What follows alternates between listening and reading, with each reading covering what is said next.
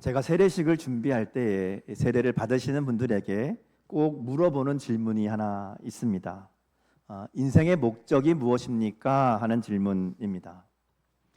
여러분은 인생의 목적이 무엇입니까? 여러분의 인생의 목적, 여러분 왜 무엇을 위해 살고 있으십니까? 지금 속으로 대답하고 계시는 거죠? 예수님을 믿는 우리가 기억해야 될 인생의 가장 중요한 목적은 하나님을 영광스럽게 하는 겁니다. 그죠? 사도 바울이 말한 것처럼 우리가 무엇을 하든지 하나님의 영광을 위해 사는 것이 우리의 가장 중요한 목적이라는 것이죠. 그래서 우리가 평생 동안 이루어야 될 가장 중요한 삶의 목적이자 의미라고 말할 수 있습니다. 자, 그러면 하나님을 영광스럽게 하는 삶이라는 것이, 하나님을 영광스럽게 한다는 것이 어떤 의미일까 하는 거죠. 그럼 어떤 게 하나님을 영광스럽게 하는 것일까요? 생각을 안 해보셨습니까? 하나님의 이름을 찬양하면 하나님을 영광스럽게 하는 걸까요? 그것도 나쁘진 않죠. 맞습니다. 하나님이 좋은 분이라고, 하나님이 최고라고 매일 그렇게 이야기하면 하나님을 영광스럽게 하는 걸까요? 그것도 맞아요. 근데 그게 전부냐? 그렇게 하는 것이 하나님을 영광스럽게 하는 것이냐? 오늘 사도 바울은 좀 다른 이야기를 합니다. 오늘 사도 바울의 이야기를 보면요, 우리가 힘써 하나님께 영광을 돌리는 삶이 어떤 삶인지를 구체적으로 이야기합니다. 한마디로 얘기하면 하나님께 영광을 돌리는 삶이라는 것은 하나님을 기쁘시게 하는 것이라고 말할 수 있습니다. 하나님이 기뻐하시는 일을 하는 것, 하나님을 기쁘시게 하는 것이 하나님께 영광을 돌리는 삶이고 우리가 평생 동안 해야 될 삶의 모습이라는 거고요. 그걸 다시 말하면 하나님의 말씀에 순종하는 것이라고 그렇게 이야기합니다. 우리가 요새 데살로니가 전서, 오늘 이제 후서 시작했는데요, 데살로니가 교회에게 보내는 바울의 편지를 계속 읽고 있습니다. 이 데살로니가 교회는 바울이 실제로 머문 기간은 3주 정도라고 봅니다. 새 안식일 동안 복음을 가르쳤다 이렇게 얘기하거든요. 그러니까 3번 설교한 거예요. 주일, 3번 주일. 그러니까 아주 짧은 시간 복음을 전했습니다. 그리고 이 박해가 있어서, 바울을 핍박하는 자들이 있어서 어쩔 수 없이 도망치듯이 데살로니가를 떠날 수밖에 없었다라는 겁니다. 자, 이렇게 복음을 전해놓고 어쩔 수 없이 도망가긴 했는데, 피하긴 했는데, 돌아보니까 그 예수님을 믿고 말씀을 듣던 이 데살로니가 교회 성도들이 마음에 계속 걸리는 겁니다. 바울이 지금 데살로니가를 떠나서 아덴으로, 그리고 고린도로 이렇게 피하게 되는데, 아덴에 있으면서 이 마음이 불편하니까 같이 일행이던 디모데를 다시 돌려보냅니다. 데살로니가 가서 상황을 좀 보고 와라, 뭐 이런 거죠.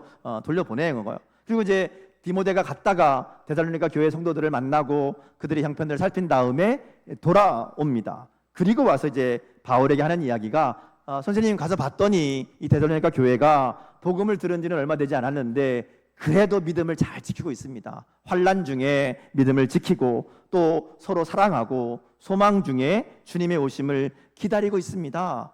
믿음이 잘 지켜지고 있습니다. 이렇게 이제 보고를 한 거예요. 그랬더니 바울이 뭐라고 얘기하는가 하면, 이제 내가 살겠다.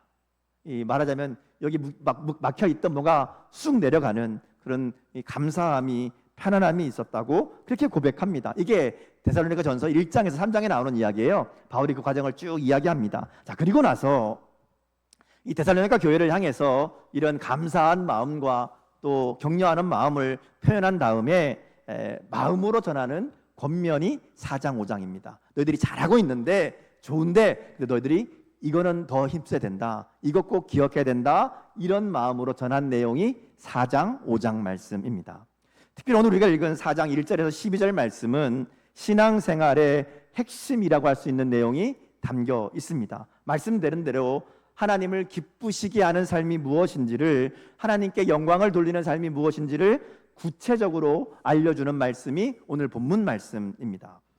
오늘 본문을 통해서 우리가 우리 인생의 목적으로 삼고 평생 동안 힘써야 될 하나님을 기쁘시게 하는 삶이 무엇인지를 우리가 깨닫고 또 말씀대로 순종하는 결단이 있기를 주님의 이름으로 축복합니다. 자, 1절 말씀 한번 같이 보겠습니다. 1절 같이 읽습니다. 자, 시작. 그러므로 형제들아 우리가 끝으로 주 예수 안에서 너희에게 구하고 권면하노니 너희가 마땅히 어떻게 행하며 하나님을 기쁘시게 할 수 있는지를 우리에게 배웠으니 곧 너희가 행하는 바라 더욱 많이 힘쓰라. 자, 하나님을 기쁘시게 하는 삶은 하나님의 말씀대로 순종하는 삶이라고 말할 수 있습니다. 데살로니가 교회가 이것을 잘 하고 있다는 거죠. 사도 바울이 몸을 피해야 될 정도로 그 도시에 박해가 심했지만 그들은 하나님을 믿는 믿음을 잘 지키고 있었고 형제를 서로 사랑하며 수고를 마다하지 않았고 그리고 무엇보다 주님의 다시 오심을 소망 중에 기다리는 그 믿음을 가지고 있다 이렇게 얘기하는 겁니다. 그래서 본문에 보면 바울이 너희가 어떻게 살아야 하나님을 기쁘시게 해드릴 수 있는지를 우리에게 배웠고 또 배운 대로 잘 살고 있다 이렇게 축복하는 겁니다. 그리고 앞으로 더 그렇게 살아라 이렇게 권면하는 것이죠. 오늘 우리의 삶을 하나님이 보신다면 뭐라고 하실까요? 여러분의 삶을 하나님이 보신다면 어떻게 이야기하고 있을까요? 이야기하실까요? 어떻게 얘기하실 것 같으세요? 정신 차리라고? 네, 뭐 그런 분들도 있을 겁니다. 또 어떤 분들은 야, 너 지금까지 잘하고 있어. 그러니까 좀만 더 해. 잘하고 있어. 이렇게 이야기하신다면 얼마나 좋을까요? 그죠? 그러기 위해서는 오늘 우리가 정말 배운 대로 잘 행하고 있는지를 돌아봐야 됩니다. 사실 주님의 뜻은 어려운 게 아닙니다. 하나님의 뜻이 어렵거나 이해하기 힘들어서 지키지 못할 것이 아니라는 겁니다. 오늘 사도 바울도 데살로니가 교회를 향해서 이렇게 얘기하잖아요. 예수로 말미암아 너에게 무슨 명령으로 준 것을 너희가 안다. 그러니까 뭔 내용인지 뭘 가르쳤는지 모르지 않는다라는 겁니다. 성경을 통해 우리에게 하나님이 주시는 말씀은 분명하고 명확합니다. 어렵지 않아요. 여러분 제가 설교할 때에도 가능하면 어렵지 않게 쉽게 하려고 애를 쓰고 있습니다. 제가 설교하는 거 알아듣기 어렵지 않으시죠? 네, 제가 여러분의 수준을 낮춰보는 게 아니라 제가 설교를 준비하면서 생각하는 기준이 중학생 정도면 알 수 있는 말씀을 전해야 되겠다. 이게 제 목표입니다. 여러분 다 여기 중학생보다 다 더 위에 계시는 분들이잖아요. 다 이해할 수 있으리라고 믿습니다. 아닌가요? 그래서 하나님의 말씀을 모르거나 혹은 배우지 않아서 하나님을 기쁘시게 못하는 경우는 별로 없습니다. 뭐 아예 초신자들은 뭐 이제 예외로 하고요. 교회를 다니면서 그래도 말씀을 듣고 배웠다 하면 하나님을 기쁘시게 하는 삶을 살지 못할 이유가 없다는 거예요. 몰라서 못하지 않는다는 겁니다.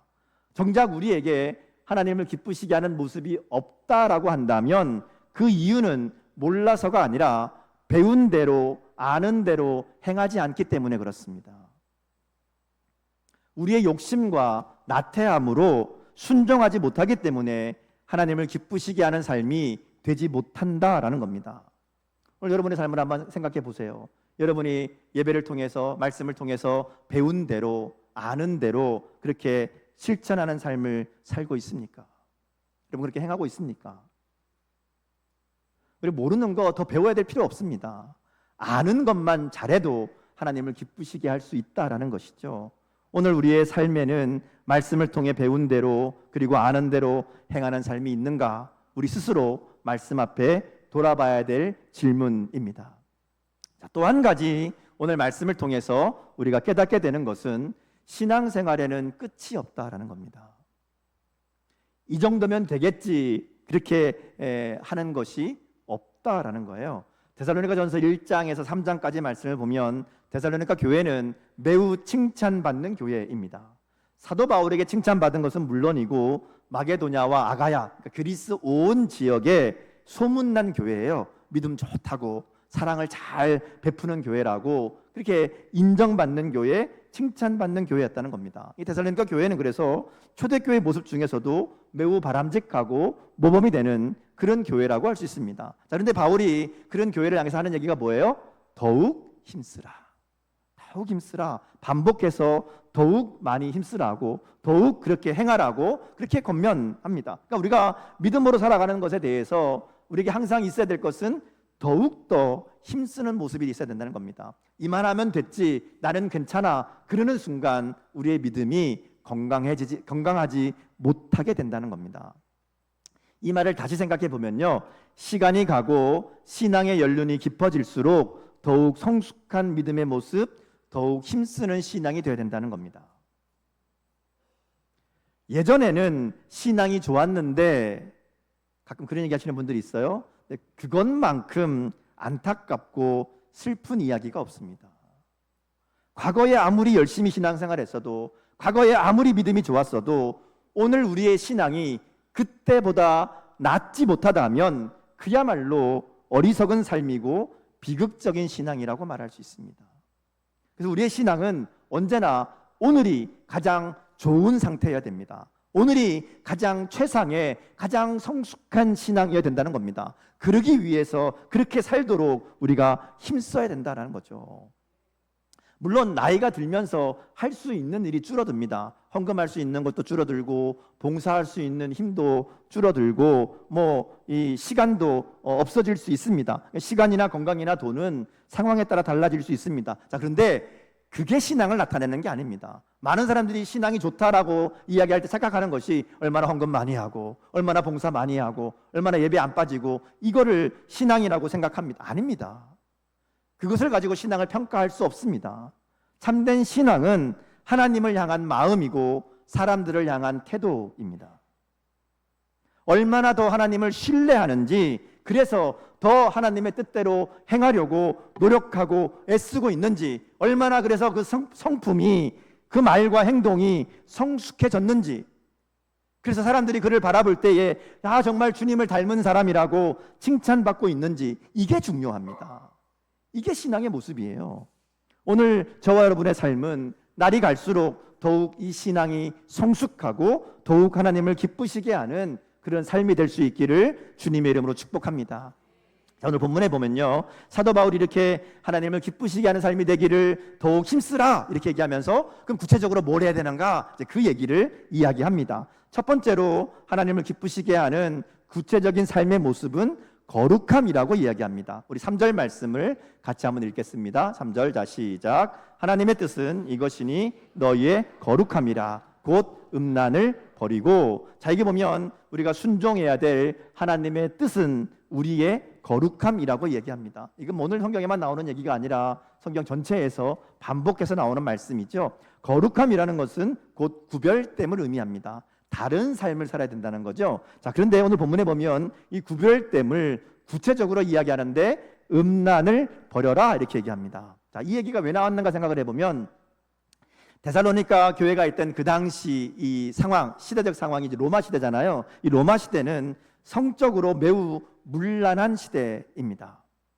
특별히 이제 이 바울이 지금 이 편지를 쓰고 있는 장소가 고린도인데, 고린도나 또 이 편지를 받고 있는 데살로니가 같은 이 대도시는 이 상황이 훨씬 더 심각했습니다. 그러니까 많은 이방 신전들이 있고요. 이 이방 신전에는 종교적으로 행하는 매춘이 있습니다. 그러니까 종교적으로 매춘을 하는 것이 좋은 신앙이다 이렇게 가르치는 우상 숭배들이 있었어요. 그러니까 이 매춘하는 것이 말하자면 좋은 일처럼 그렇게 사람들에게 여겨지던 그런 상황이었고요. 그러다 보니까 혼외 성관계를 전혀 문제로 여기지 않습니다. 아내 외에 애인 두는 것이 당연한 일인 그런 시대였고요. 더군다나 당시에는 노예들이 있었잖아요. 그러니까 이제 주인이 노예를 성적으로 착취하는 일이 너무나 흔한 일상이었다라는 겁니다. 그러니까 그런 시대다 보니까 부부간에 이 성적인 정절을 지킨다는 것이 아무 의미가 없는 그런 시대였다는 겁니다. 근데 그런 상황에서 사도 바울이 이야기하는 것은 그런 음란을 버리라는 겁니다. 가정을 지키고 음란함을 버려라 이렇게 얘기하는 거예요. 이게 구별된 삶이다 이렇게 말하는 거죠. 이것은 그야말로 단호한 결단이 있어야 가능한 일이었다는 겁니다. 그래서 사도 바울이 하나님의 뜻이 거룩함이라고 음행을 멀리해야 된다라고 분명하게 이야기합니다. 자, 그리고 이제 이어지는 4절을 보면 이걸 좀 더 구체적으로 이야기해요. 4절 말씀을 보면요, 각각 거룩함과 존귀함으로 자기 아내 대할 줄을 알고 이렇게 말씀합니다. 우리말 성경에 보면 거기에 설명이 달려 있어요. 자기의 아내를 대할 줄 알고에 보면 이제 숫자가 있고 밑에 설명이 있죠. 성경책 보셨나요? 네, 그렇게 돼 있습니다. 거기 보면 자기 몸을 절제할 줄 알고 이렇게 읽을 수 있다라고 이야기합니다. 왜냐하면 여기 이제 아내라는 말로 우리가 우리말 성경 그렇게 번역했는데 원어를 보면 그릇이란 뜻이에요. 근데 그릇인데 이 그릇은 성경에서 어떨 때는 아내로, 어떨 때는 몸으로 이렇게 번역되기도 합니다. 그러니까 이제 이 두 가지 의미가 다 될 수 있다는 거예요. 그러니까 자기 아내를 대하든지 혹은 자기 몸을 대하든지 거룩함과 존귀함으로 대하라 이렇게 얘기하는 거예요. 그리고 이제 5절에 보면 하나님을 모르는 이방인과 같이 세욕을 따르지 말고 이렇게 이야기합니다. 그러니까 지금 음란함을 버리는 거룩함에 대해서 쭉 이야기하고 있는데 이건 단순히 성적인 정절을 지키는 것을 넘어서서 자신의 몸을 잘 지키는 것이고 아내를 거룩함과 존귀함으로 대하는 것이다 이렇게 말할 수 있습니다. 그래서 하나님 모르는 사람처럼 자신의 욕심과 쾌락을 위해서 함부로 사용하지 말고 그리고 다른 사람을 함부로 대하지 말고 거룩함과 존중함으로 존귀히 여기는 그런 삶이 될 것을 말씀하는 겁니다. 그게 하나님을 기쁘시게 하는 삶이라는 것이죠. 그러니까 이게 거룩함에서 있어서 정결함이란 성적인 정결함을 말씀하는 것은 자기의 욕심을 잘 다스려서 자신을 지키는 거예요. 자신의 몸을 거룩하게 지키는 것, 그리고 하나님이 주신 가장 가까운 배우자를 존귀하게 대하는 것이라고 말할 수 있습니다. 존귀하게 대한다는 얘기는 함부로 대하지 않는다는 겁니다. 함부로 말하지 않고 함부로 대하지 않아서 그 사람이 상처받지 않도록 마음 아프지 않도록 그렇게 대하라는 겁니다. 이게 존귀함이라는 거거든요. 그래서 6절에 보면 이렇게 얘기합니다. 6절 말씀 같이 한번 볼까요? 6절. 자, 이 일에 분수를 넘어서 형제를 해하지 말라. 이는 우리가 너희에게 미리 말하고 증언한 것과 같이 이 모든 일에 주께서 신원하여 주심이라. 이 무슨 얘기가 하면 자신의 욕심 때문에 자신을 위한 욕심으로 선을 넘어서 다른 사람의 마음과 삶을 해치지 말라는 겁니다. 뭐 성적인 얘기를 했을 때 가장 대표적인 것이 아내를 두고 바람을 피면 아내의 마음을 아프게 하는 거잖아요. 아내의 삶을 망가뜨리는 겁니다. 그런 상황을 이야기하는 거예요. 근데 이게 꼭 성적인 것만 아니라 자신의 욕심 때문에 누군가를 함부로 대하고 누군가를 물건처럼 대하고 누군가를 자기의 어떤 수단으로 사용해서 함부로 말하고 대하면 그게 선을 넘어서 분수를 넘어서 형제를 해치는 것이다 이렇게 얘기하는 겁니다. 그런 자들에게는 하나님의 심판이 있다는 것을 분명하게 경고합니다. 그러니까 정리해보면 사도 바울은 거룩함에 대해서 이야기하면서 당시에 만연했던 음란한 문화를 떠나라, 거기서 구별되는 삶을 살아라 이렇게 시작하지만 사실 이 거룩함의 본질이라는 것은 단순히 성적인 것만이 아니라 하나님이 주신 자신의 몸과 가정과 그리고 형제와 이웃을 잘 지키는 것이라고 말할 수 있습니다. 자신의 욕심 때문에 자신을 위해서 함부로 행함으로 자신은 물론이고 배우자나 가족이나 그리고 믿음의 형제들을 해치지 말라고 자기 마음과 삶을 하나님의 말씀대로 그리고 관계를 잘 지키라고 그게 거룩함이라고 얘기하는 겁니다. 우리에게 주신 모든 것을 내 욕심대로가 아니라 하나님의 뜻대로 바르고 존귀하게 사용할 때 그것이 우리의 거룩함을 지키는 것이다 이렇게 이야기하는 겁니다.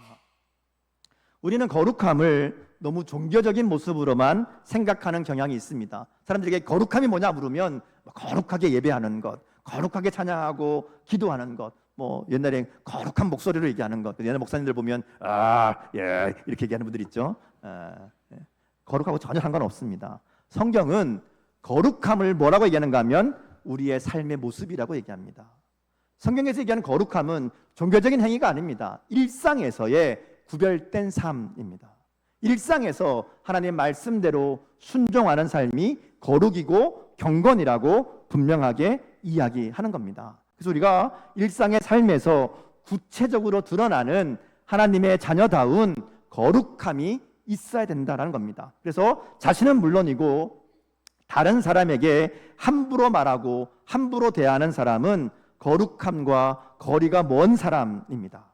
다른 사람에게 상처 입히고 마음을 힘들게 하는 것은 형제를 해하는 것이라고 분명하게 이야기합니다.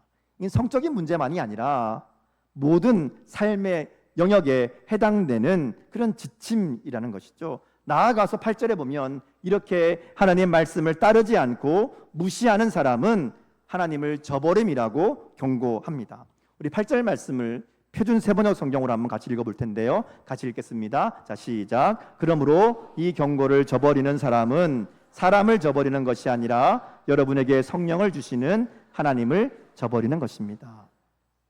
오늘 우리의 삶이 우리의 마음과 삶을 거룩하게 지키지 못해서 우리의 관계를 존중함으로 대하지 못해서 누군가를 해치고 누군가를 아프게 하고 누군가에게 상처 주고 있다면 그거 하나님이 갚으신다고, 그거 하나님을 저버리는 일이라고 무섭게 경고하는 것을 우리가 분명하게 기억해야 된다라는 겁니다.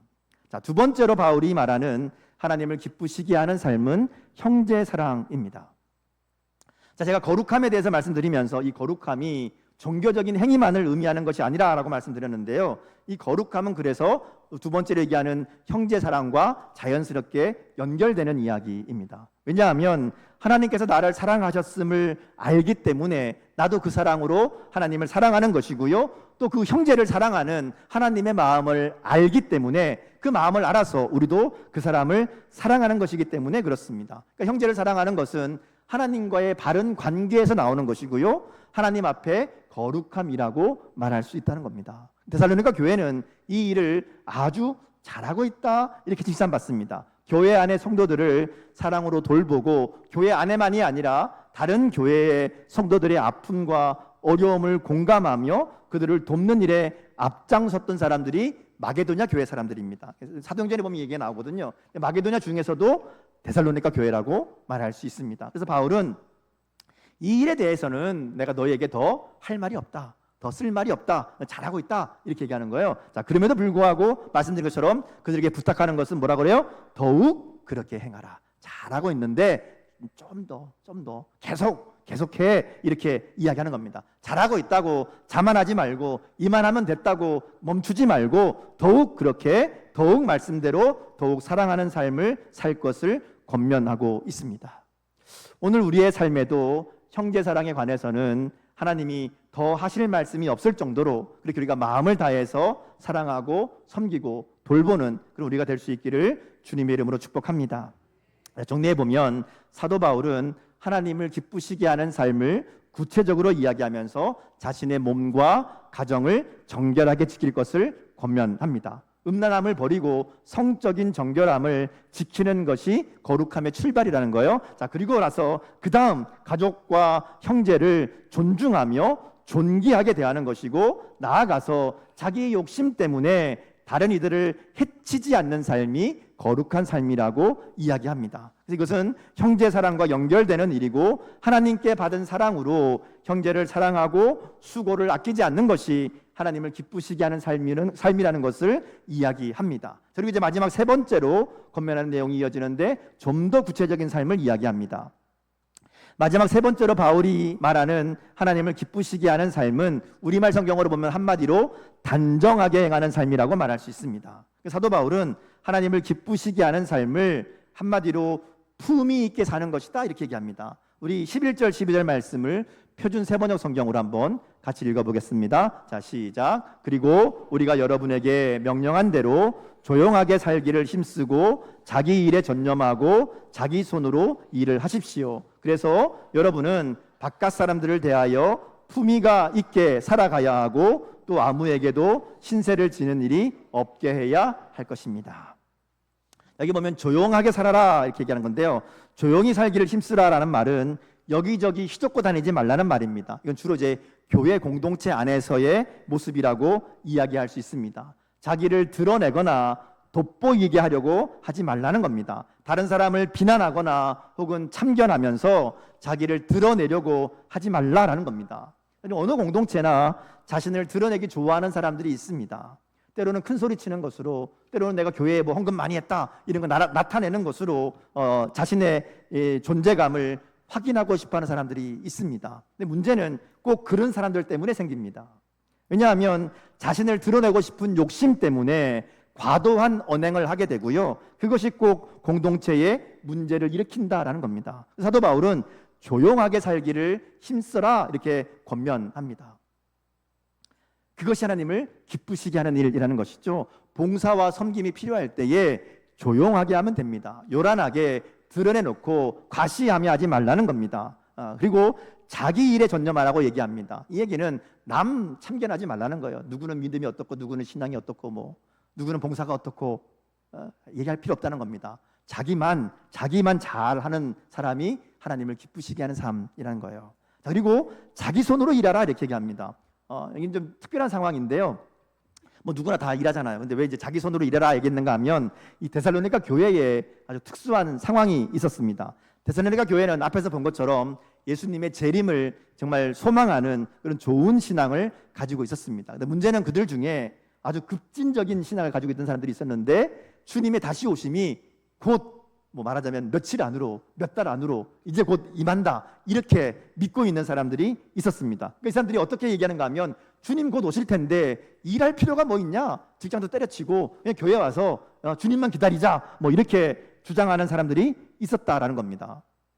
우리나라에도 1992년에 다미선교회라는 이단이 있었습니다. 혹시 여러분 기억하시죠? 이거 모르면 너무 어린데 똑같은 얘기 했었어요. 주님 92년에 오신다. 10월 달에 오신다. 그러니까 학교도 때리치고 직장도 때리치고 재산 다 팔아서 교회에다 바치고 다 와서 주님을 기다리자. 뭐 이러고 이제 이야기했습니다. 여러분 아시는 대로 예수님 아직도 안 오셨거든요. 92년이면 벌써 몇 년 전이에요. 그다음에 사기죄로 구속되고 그랬습니다. 근데 초대 데살로니가 교회에 그런 신앙을 가진 자들이 있었고 그게 좋은 신앙처럼 막 얘기가 되는 거예요. 그러니까 바울이 이거 아니다. 그게 주님을 기다리는 바른 신앙이 아니다. 이제 이야기를 하고 그게 이제 데살로니가전서 5장에 나오는 얘기예요. 5장에 보면 주님의 오심에 대해서 좀 더 구체적으로 이제 권면합니다. 중요한 것은 주님이 오시는 그날이 언제인지를 생각하고 그날만 바라보고 그래서 그날만 생각하는 게 아니라 언제 오시는지 모르기 때문에 오늘을 성실하게 거룩하게 살아가는 것이 중요하다는 겁니다.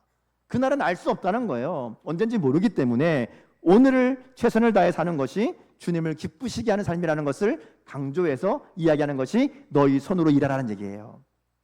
자, 그래서 12절 말씀처럼 바로 그러한 삶들을 통해서 바깥 사람들 곧 교회 밖에 있는 사람들에게도 품위가 있게 이렇게 번역하죠. 존경받는 삶을 살아야 된다라는 겁니다. 오늘 우리말 성경에는 단정하게 또 지금 읽었던 새번역 성경에는 품위 있게 또 공동 번역에 보면 존경받는 이렇게 얘기합니다. 같은 이야기거든요. 단정하고 존경받는 품위 있는 삶이 되어야 된다는 겁니다. 이게 어떤 삶인가 잘 설명해 주는 것이 사도행전 2장에 나오는 말씀이에요. 사도행전 2장 46절 47절 말씀을 우리 표준 새번역 성경으로 같이 한번 읽어보겠습니다. 자, 시작. 그리고 날마다 한 마음으로 성전에 열심히 모이고 집마다 빵을 떼면서 순수한 마음으로 기쁘게 음식을 먹고 하나님을 찬양하였다. 그래서 그들은 모든 사람에게서 호감을 샀다. 주께서는 구원받는 사람을 날마다 더하여 주셨다.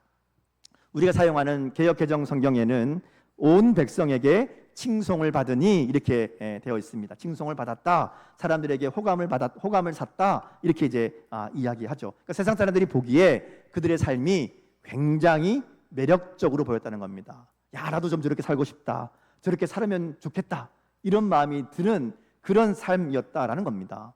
이게 오늘 성경이 말하는 단정히 행하는 품이 있는 삶이라고 말할 수 있습니다. 오늘 사도 바울은 이방의 타락한 문화의 한복판에서 신앙생활을 해야 하는 이 데살로니가 교회를 향해서 거룩하라고 그리고 사랑으로 수고하고 무엇보다 자신을 잘 다스려서 품이 있는 삶으로 사람들에게 호감을 주라고 그렇게 권면합니다. 그것이 하나님을 기쁘시게 하는 삶이라는 것을 가르치고 있다는 것이죠. 오늘날 기독교와 많은 교인들이 세상의 지탄을 받고 있습니다. 왜 그런가 하면 그들의 삶이 세상 사람들에게 호감을 주지 못하기 때문에 그렇습니다. 오늘 말씀처럼 품위가 없기 때문에 그렇습니다. 거룩하지 않고 사랑하지 않고 단정하지 않기 때문에 그렇습니다. 세상 사람들처럼 그들과 똑같이 자신의 욕심과 이익을 위해서 불법과 불의를 행하고 거짓과 속임으로 비리와 뇌물로 가득한 삶을 살기 때문에 그렇습니다. 교회 다닌다고 하면서 그 삶 속에 이런 모습들이 있기 때문에 교회가 칭송받는 것이 아니라 지탄을 받고요, 오히려 믿지 않는 자들보다 더하다는 소리를 듣습니다. 오늘 이것이 우리 교회의 현실입니다. 여러분은 어떠신가요? 여러분은 여러분의 이웃들에게, 여러분의 직장 동료들에게 어떤 사람으로, 어떤 모습으로 비춰지고 있습니까? 야, 나도 저 사람처럼 살았으면 좋겠다. 저 사람처럼 사는 게 정말 행복인데 내가 저렇게 살 수 있으면 좋겠다. 이런 마음이 들게 하는 삶입니까? 우리는 누구나 자기중심적으로 자신을 위해 살아갈 수밖에 없습니다. 그게 우리의 본능이고 우리에게 있는 죄성입니다. 그러기에 우리의 중심을 나에게서 하나님께로 옮기는 결단과 훈련이 필요합니다. 그냥 되는 게 아니고요, 우리가 분명하게 결단하고 그리고 애써서 힘써서 순종해야만 하나님을 기쁘시게 하는 삶을 살 수 있다는 겁니다. 그래야 하나님을 기쁘시게 할 수 있고 세상에서도 존경받고 인정받는 삶을 살 수 있습니다. 사도 바울은 오늘 우리에게 뭐라 그래요? 하나님을 기쁘시게 하기를 더욱 힘쓰라, 이렇게 얘기하는 겁니다. 오늘 나의 삶을 바라보면서 나는 하나님을 기쁘시게 하는 삶을 살고 있는지, 그리고 믿지 않는 자들에게 그들이 부러워할 만한 그런 삶을 살고 있는지, 그래서 그들이 나를 보며 하나님을 알고 싶고 하나님을 믿고 싶게 만드는 그런 삶을 살고 있는지 정직하게 돌아보며 하나님을 더욱 기쁘시게 하는 삶이 되기를 결단하는 저와 여러분 될 수 있기를 주님의 이름으로 축복합니다. 기도하겠습니다. 사랑의